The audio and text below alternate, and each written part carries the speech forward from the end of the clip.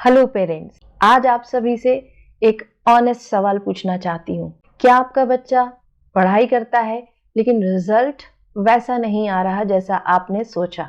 उसकी मेहनत के अकॉर्डिंग वैसे मार्क्स उसके नहीं आ पा रहे हैं।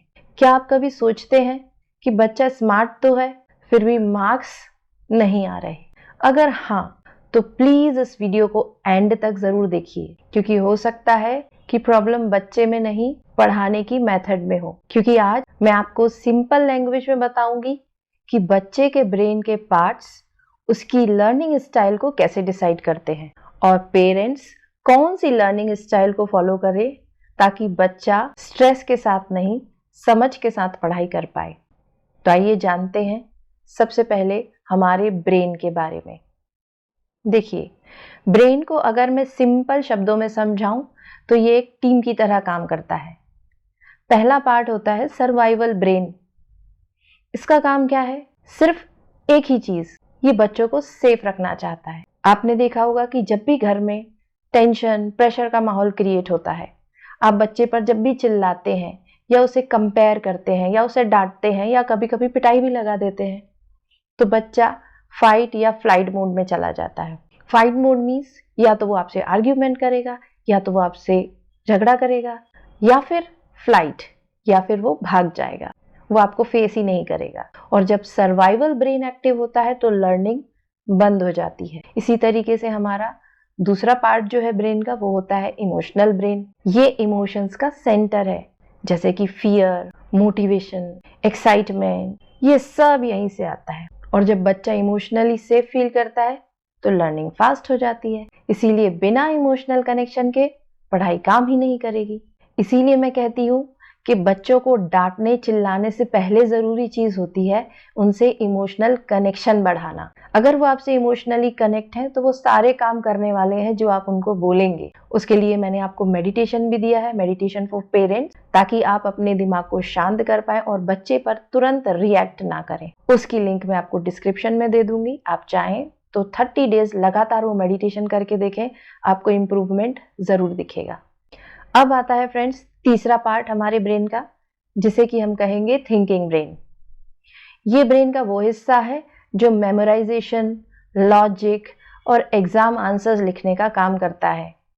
लेकिन याद रखिए, ये पार्ट भी तभी एक्टिव होगा जब पहले के दो ब्रेन्स काम होंगे, शांत होंगे।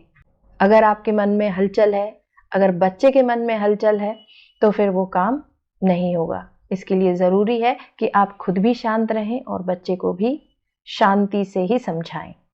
अब यहां से आता है सबसे important part, that is learning styles. Friends, हर बच्चा अलग तरीके से सीखता है, क्योंकि हर बच्चे का ब्रेन इंफॉर्मेशन को अलग अलग तरीके से प्रोसेस करता है। मैं आपको 3 मेजर लर्निंग स्टाइल्स बताऊंगी और साथ ही बताऊंगी कि पेरेंट्स को एग्जैक्टली क्या करना चाहिए ताकि बच्चों का रिजल्ट इंप्रूव हो पाए।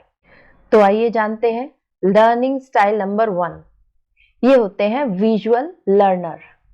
अगर आपका बच्चा डायग्राम्स देखकर, पिक्चर्स देखकर, वीडियोस देखकर जल्दी से समझ लेता है, बोर्ड पर जो भी टीचर ने लिखा हुआ है उसे ज्यादा याद रहता है, तो हो सकता है कि वो एक विजुअल लर्नर हो। फ्रेंड्स, विजुअल लर्नर का ब्रेन इमेजेस के थ्रू स्ट्रांग होता है। तो आपको क्या करना चाहिए? आपको बच्चे को माइंड मैप्स बनवाने चाहिए, कलरफुल पेन्स यूज करने देना चाहिए, उसको डायग्राम के फॉर्म में, चार्ट्स के फॉर्म में और फ्लो चार्ट्स के फॉर्म में उसे पढ़ाना चाहिए। और ज्यादातर हम गलती क्या कर रहे होते हैं, हम उनसे कहते हैं सिर्फ रीडिंग करो, याद करो, सारी चीजें रट लो। बट याद रखिए, विजुअल लर्नर को देखकर ही समझ आता है। इसी तरीके से हम बात करते हैं सेकेंड लर्निंग स्टाइल की, जो कि है ऑडिटरी लर्नर। अब आपको देखना यह है कि क्या आपका बच्चा बोल बोल के पढ़ता है, सुनकर ज्यादा समझता है, या खुद एक्सप्लेन करना पसंद करता है। अगर ऐसा है तो हो सकता है कि वो एक ऑडिटरी लर्नर हो।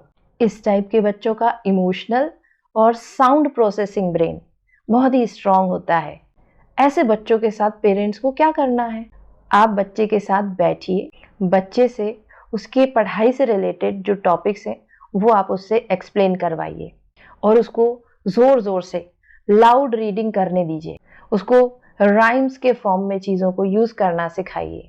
और ज़्यादातर हम बच्चों को क्या कर रहे होते हैं फ्रेंड्स, हम गलती ये करते हैं, हम उनसे बोलते हैं कि शोर मत करो, चुपचाप बैठो। पर बच्चा क्या करे, सुनना और बोलना ही तो इसकी लर्निंग टूल है, तो आपको वो अलाउ करना पड़ेगा। And now last, learning style number 3, वो होते हैं किनेस्थेटिक लर्नर। उन्हें हम कैसे पहचानें? क्या आपका बच्चा बैठ के पढ़ ही नहीं पाता, कंटिन्यू हिलता डुलता रहता है, एक्टिंग करता है, मूवमेंट्स करता है, कई अलग अलग ऑब्जेक्ट्स के साथ उसको पढ़ना पसंद होता है, पढ़ते पढ़ते कहीं भी उठकर चल देता है, तो हो सकता है वो एक किनेस्थेटिक लर्नर हो। इन बच्चों का ब्रेन मूवमेंट के थ्रू सीखता है। और पेरेंट्स को क्या करना है, इनको शॉर्ट स्टडी सेशंस दीजिए। अगर आप इन्हें लगातार पढ़ने देंगे कंटिन्यू, तो ये एक जगह बैठ ही नहीं पाएंगे, क्योंकि इन्हें मूवमेंट पसंद है, तो इन्हें मूव करना अलाउ कीजिए। और उनको वॉक एंड टॉक रिवीजन कराएं, चलते चलते पढ़ो, चलते चलते सुनाओ। और हम क्या कहते हैं बच्चों से कि शांत बैठो तभी तो पढ़ाई होगी। इन बच्चों के लिए मूवमेंट डिस्ट्रैक्शन नहीं है, ये इनका लर्निंग मेथड है, इसीलिए आपको ये अलाउ करना पड़ेगा। इसीलिए पेरेंट, जब हम बच्चे के ब्रेन के अगेंस्ट जाकर उसे पढ़ाते हैं तो वो रेजिस्ट करता है, वो भागता है पढ़ाई से, वो कुछ सीखना ही नहीं चाहता। और जब हम ब्रेन के साथ काम करते हैं तो लर्निंग नेचुरल हो जाती है, क्योंकि वही उसका नेचर है।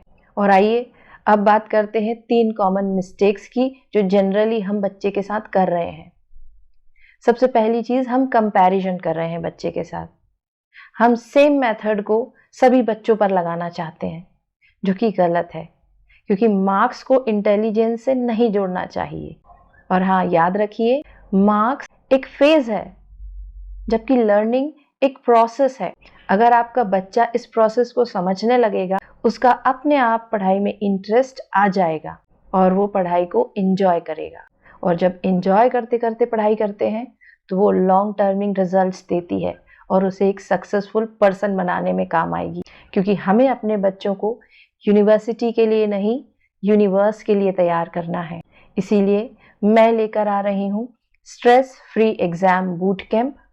ये स्पेशली उन पेरेंट्स के लिए है जिनके बच्चे 4th क्लास और अबव में हैं। वेबिनार में बच्चा सीखेगा कि कैसे वो मेमोरी टेक्निक्स को यूज करते हुए चीज़ों को याद रखेगा, एग्जाम टाइम पे जो आंसर्स हैं उनको रिकॉल कर पाएगा, अपने सिलेबस को खुद ब खुद कैसे टाइम पे कंप्लीट करना है वो भी वो सीखेगा, और एग्जाम के स्ट्रेस को कैसे हैंडल करते हैं वो भी यहाँ पे सिखाया जाएगा।